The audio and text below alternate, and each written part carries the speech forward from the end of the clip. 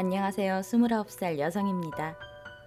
전편에 썼던 것처럼 원래 자식은 저 하나로 족하다고 생각하셨던 엄마 아빠는 뜻하지 않게 굴러들어온 복덩이인 제 동생을 가지게 되었습니다.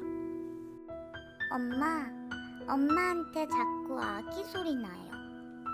그렇게 말하는 딸의 말을 무시하는 엄마는 동생이 생겼다는 경사스러운 사건을 저에게 전해주신 걸 시작으로 열심히 태교 모드에 돌입하셨다죠.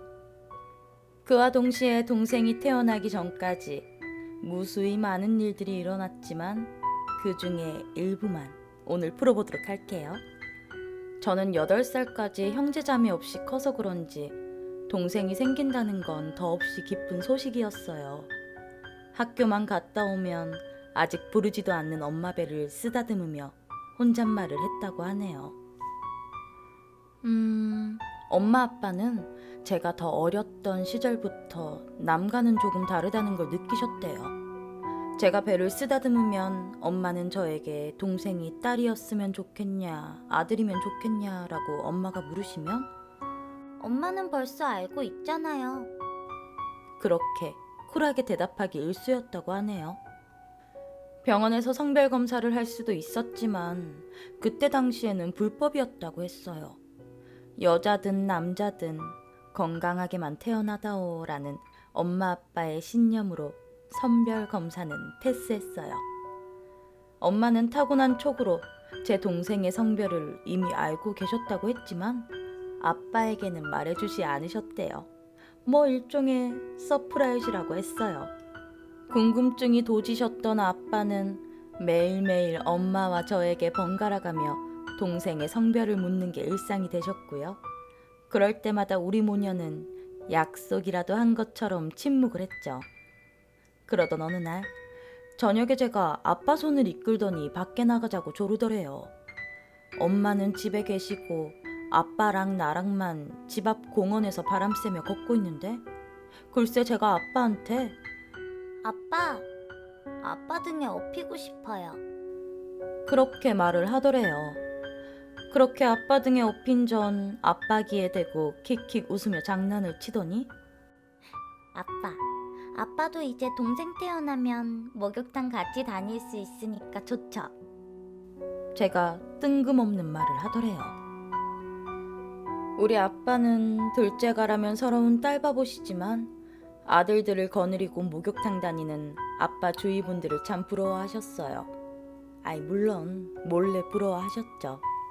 아빠는 이내 제 이름을 부르시며 아빠랑 같이 목욕탕 가는 동생이면 엄마 뱃속에 있는 동생이 남자아이냐고 물어보셨다는데 글쎄 제가 아빠 말을 듣자마자 아빠, 저 이제 걸어갈래요.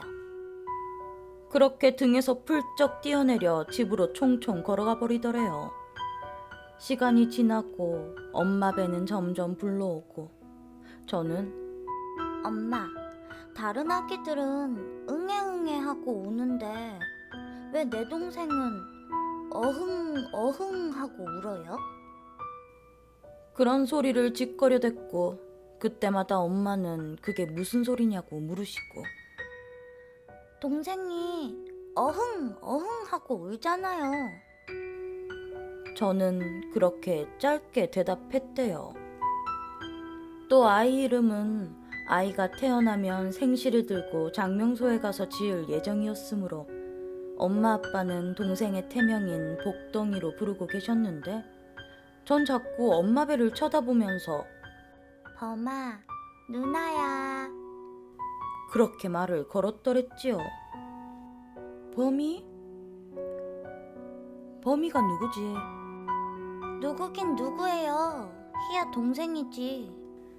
역시나 전 짧게 대답을 했다고 해요. 그렇게 시간이 흐르고 엄마 배가 남산만큼 불러왔을 때쯤 가까운 친척이 결혼을 한다는 청첩을 해왔었대요. 집에서 차 타면 한 20분 정도? 그 정도 걸리는 거리인지라 만삭인 엄마도 아빠와 동행하기로 결정하셨대요. 결혼식 날 아침에 아빠는 양복을, 엄마는 깔끔한 인부복을 입고 준비가 한창이었는데 갑자기 제가 가기 싫다고 울며 불며 발광을 하더래요. 만삭이라 체력적으로 지친 엄마 대신 아빠가 저를 달래를 하셨는데 들은 채도 안 하고 울어대더니 결국에는 울다가 엄마가 기껏 차려입은 인부복 위에다가 오바이트를 해버리더래요. 엄마가 태교를 위해 봉인해뒀던 호랑이 성질을 꺼내며 눈을 부라리셨지만 저는 아무 일도 없다는 듯이 범아, 너도 가기 싫지?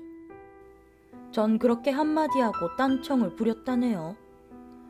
엄마가 참아왔던 성질을 쏟아내며 더러워진 옷을 갈아입으려고 하는데 저 멀리 경상도에 계시는 외할머니한테 전화가 오더래요. 영아, 니 오늘은 아무데도 가지 말고 집에 콕 처박혀 있으라. 할머니는 다급한 목소리로 엄마에게 말씀을 하셨고 할머니의 말은 곧 법인지라 엄마와 나는 집에 남고 아빠만 예식장으로 출발을 하셨어요. 그리고 예식장에서 갈비탕을 만족스럽게 드셨던 아빠 포함 하객분들은 식중독으로 고생을 하셨다는. 훗날 아빠는 나중에 이 일을 회상하시면서 외할머니를 원망하기도 했어요. 사위도 가지 말라고 말려주시지라며. 얼마 지나지 않아 드디어 엄마 배가 빵 터지기 직전쯤 저를 낳을 때도 난산이라 고생이 심하셨던 엄마는 슬슬 겁이 나셨대요. 예정일이 가까울수록 밤만 되면 배가 뒤틀리듯 아프셨다고 하네요. 참을성 제로인 우리 엄마는 밤마다 배가 아프면 아빠를 붙잡고 희 아빠, 나 배가 너무 아파. 빨리 병원 가자. 나 진짜 너무 무서워. 첫 출산 때 고생하는 엄마를 지켜봤던 아빠는 그때마다 엄마를 부축해서 병원으로 가려 하셨대요. 엄마는 식은땀을 삐질삐질 흘리고 아빠도 걱정을 감출 수 없어서 경황이 없는 그 찰나에 꿈나라에 가 있어야 할 제가 항상 엄마가 병원에 가자고 할 때마다 귀신같이 깨어나서는 엄마, 지금 병원 가지 마요. 할머니가 범이 마중 나오신댔어요. 그런 개소리를 장렬했었대요. 배가 너무 아파서 이성의 끈을 놓아버린 엄마는 어린 딸에게 해서는 안 될 막말 장렬을 시연하셨고 아빠는 그때마다 제 길을 막아주셨다네요. 그렇게 힘든 며칠의 고비가 지나가고 그날 밤도 엄마는 뒤틀리는 배를 움켜잡고 아빠를 깨우셨대요. 근데 그날은 귀신같이 나타나던 딸년이 안 보이네?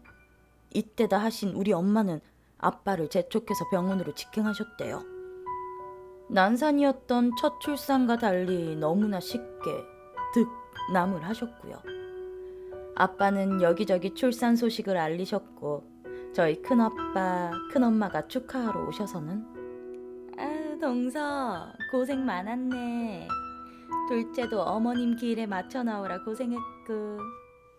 태교와 순산에 너무나 점념하신 우리 엄마 아빠는 돌아가신 할머니 기일을 까맣게 잊어버리고 계셨던 거죠. 그렇게 돌아가신 할머니가 맞아주신 동생을 데리고 엄마는 곧 퇴원 후 집으로 돌아오셨고요. 동생의 생월생시를 들고 장명소를 찾아간 날을 기다리고 있었대요. 태어나서 처음 본 커다란 미역다발을 들고 우리 집에 오신 외할머니는 웬일인지 복덩이 동생 놈은 한번 안아보지도 않으시더라고요. 미역국을 한 솥 끓여두신 할머니가 드디어 입을 여셨어요. 영아, 둘째 이름은 호랑이 범자가 들어가야 한다. 니랑 희약이가 워낙에 세갖고 이름을 세게 짓지 않으면은 아이가 그 틈바구니에서 버티질 못할 기다. 크고 센 이름 지어오면은 그때부터 내가 많이 안아줄 테니까 얼른 이름 짓는 거 서둘러라. 할머니는 제가 동생을 범이라고 불렀던 걸 아셨던 걸까요? 그 이야기를 들은 엄마랑 아빠는 제가 주구장창 불러댔던 범이라는 이름을 적극 반영하셨고 장명소에 가서 음은 지어왔으니 여기에 맞춰 뜻을 붙여주세요라는 부탁을 하셨고 그리고 정말 세고 센, 정말 드센 범이라는 이름을 완성시켜서 돌아오셨더래요. 그 후로 한 달간 질리도록 미역국을 먹으며 좋아하는 할머니랑 맨날 붙어 자면서 엄마도 몸을 어느 정도 회복하시고 할머니는 방 안에서 하루 종일 기도를 드린 후 다시 외가로 내려가셨어요. 그토록 바라던 동생이었지만 이 막상 태어나고 보니 현실은 시궁창이었습니다. 이인자의 슬픔이란. 동생놈 젖 먹고 똥 싸대는 거 구경하는 게 하루하루 낙이 될 때쯤 치토스 사준다는 아빠 말에 신나서 아빠 손 붙잡고 슈퍼로 가던 길에 문득 제가 아빠한테 그러더래요. 아빠, 범이 동생도 남자면 난 누구랑 놀아? 엄마의 임신기간 내내 딸의 촉을 몸소 느끼신 아빠는 그 말을 듣자마자 한박 웃음을 지으셨다네요. 집에 가서 그대로 말씀드리니 엄마는 그냥 안방 문을 닫아버리셨대요. 현재 저는 남동생들 위해 군림하는 누나 나부랭입니다.